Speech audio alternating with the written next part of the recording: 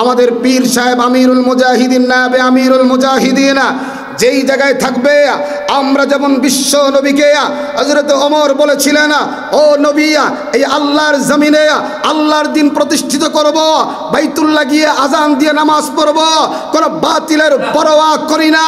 আমার নবীকে দুইটা লাইন বানায়া মাঝখানে আমার নবীকে রেখে সামনের কাতারে আবু বকর ওমর, পিছনের কাতারে কিছু সাহাবা একরাম।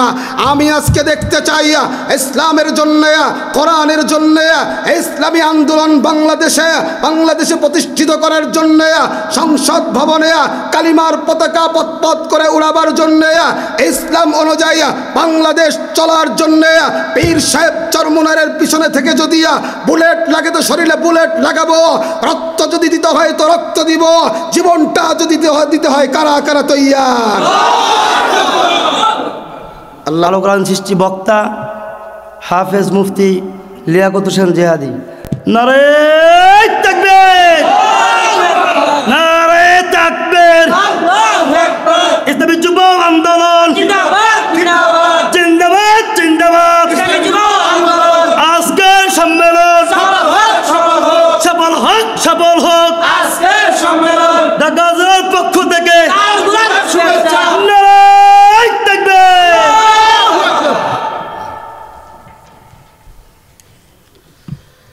الحمد لله وحده وكفى وسلام على من لا نبي بعد أما بعد فأعوذ بالله من الشيطان الرجيم بسم الله الرحمن الرحيم إن الله اشترى من المؤمنين أنفسهم وأموالهم بأن لهم الجنة صدق الله العظيم وقال صاحب القرآن رسول الله صلى الله عليه وسلم ألا كلكم راع ওয়াকুল্লুকুম মাসউলুন আন রাইয়াতিহি।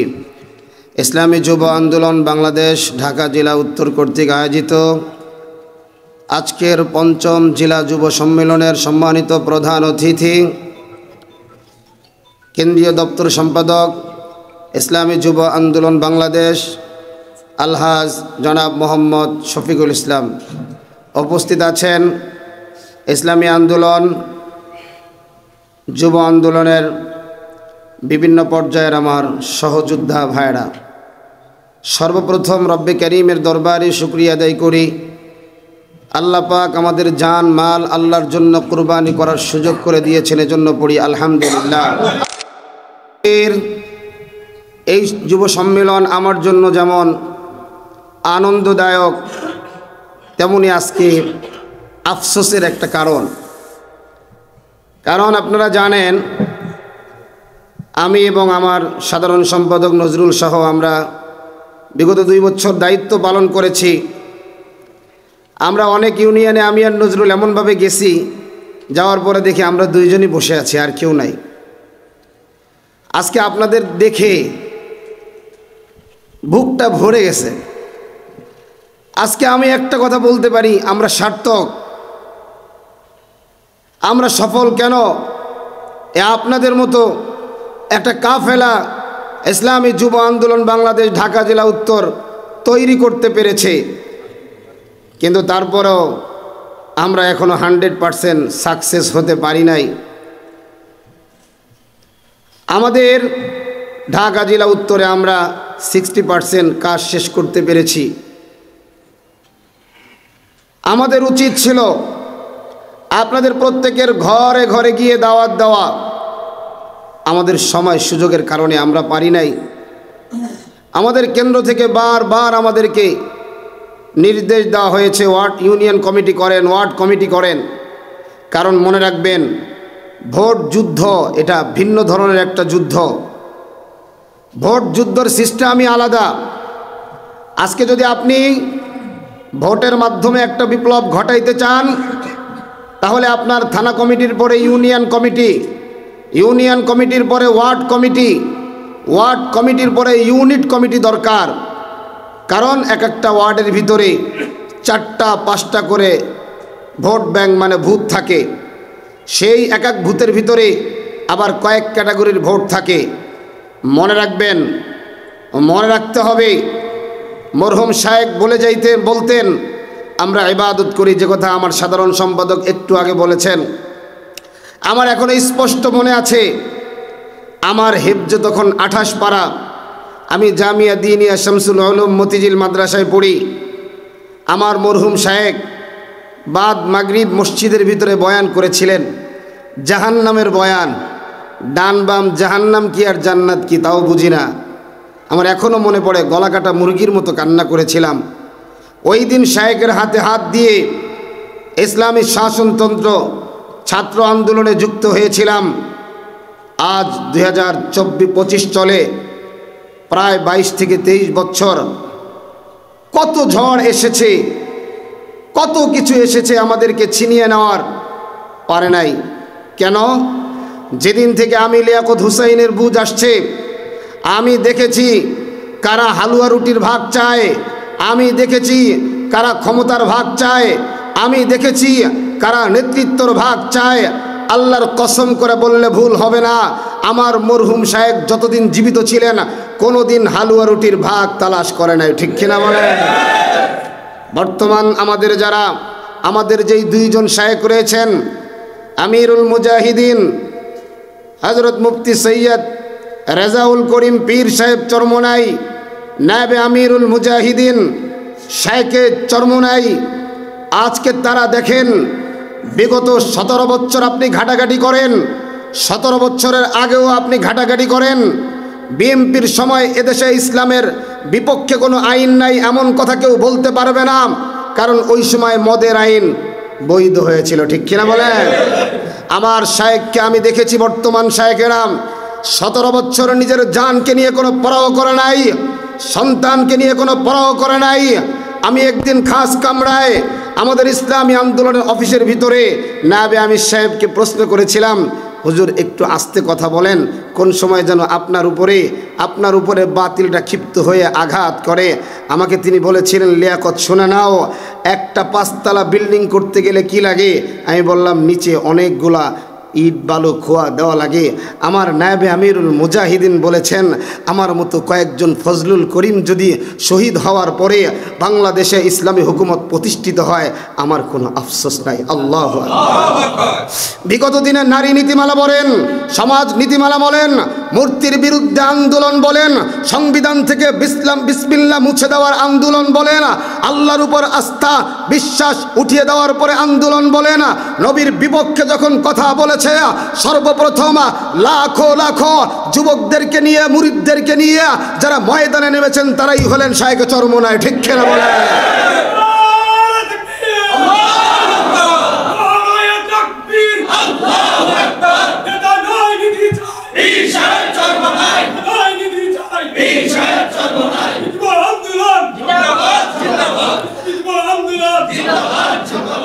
আপনাদেরকে মনে রাখতে হবে, এই ঢাকা জেলা উত্তরের এখানে অনেকেই উপস্থিত আছেন, সাধারণ কোনো কর্মী নয়।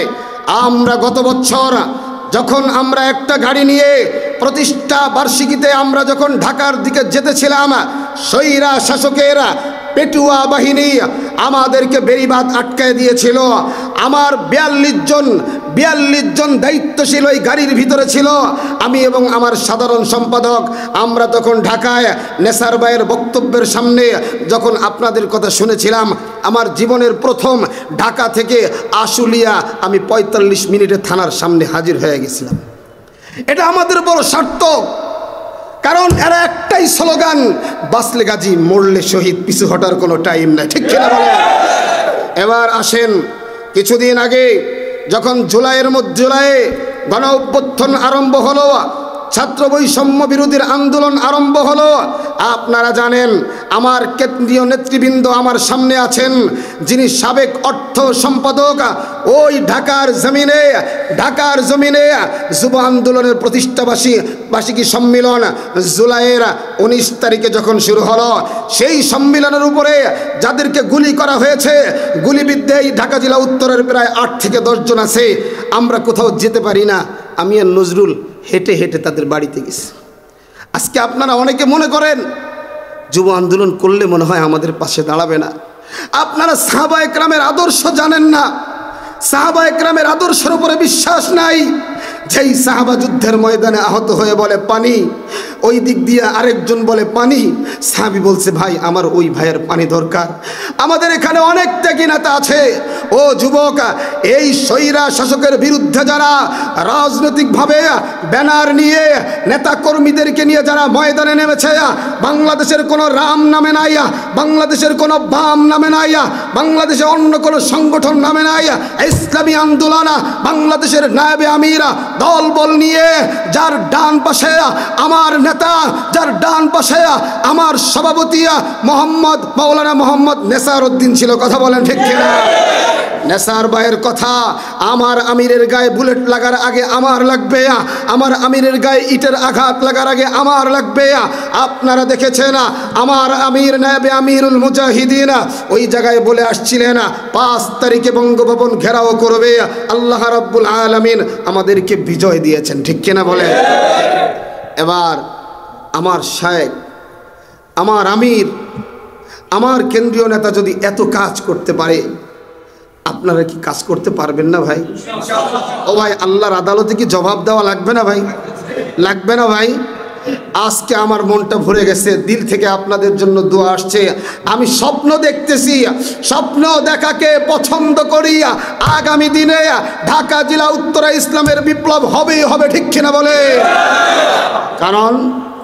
কারণ যুব আন্দোলন এমন এক সৈনিক আমাদেরকে তৈরি করে দিয়েছেন আমাদের কেন্দ্রীয় কমিটি, আমাদের পীর সাহেব আমিরুল মুজাহিদিন নায়েবে আমিরুল মুজাহিদিন যেই জায়গায় থাকবে, আমরা যেমন বিশ্ব নবীকে হযরত ওমর বলেছিলেন, ও নবী এই আল্লাহর জমিনে আল্লাহর দিন প্রতিষ্ঠিত করব, বাইতুল্লাহ গিয়ে আজান দিয়ে নামাজ পড়ব, কোন বাতিলের পরোয়া করি না। আমার নবীকে 2টা লাইন বানায়া মাঝখানে আমার নবীকে রেখে সামনের কাতারে আবু বকর ওমর, পিছনের কাতারে কিছু সাহাবা একরাম। আমি আজকে দেখতে চাই ইসলামের জন্য, কোরআনের জন্য, ইসলামী আন্দোলন বাংলাদেশে প্রতিষ্ঠিত করার জন্য, সংসদ ভবনে কালিমার পতাকা পথ করে উড়াবার জন্য, ইসলাম অনুযায়ী বাংলাদেশ চলার জন্য পীর সাহেব চরমুনারের পিছনে থেকে যদি বুলেট লাগে তো শরীরে বুলেট লাগাবো, রক্ত যদি দিতে হয় তো রক্ত দিব, জীবনটা যদি দিতে হয় কারা কারা তৈয়ার? আল্লাহ পাক আমাদের হাতগুলো কবুল করেন, পড়ি আমি।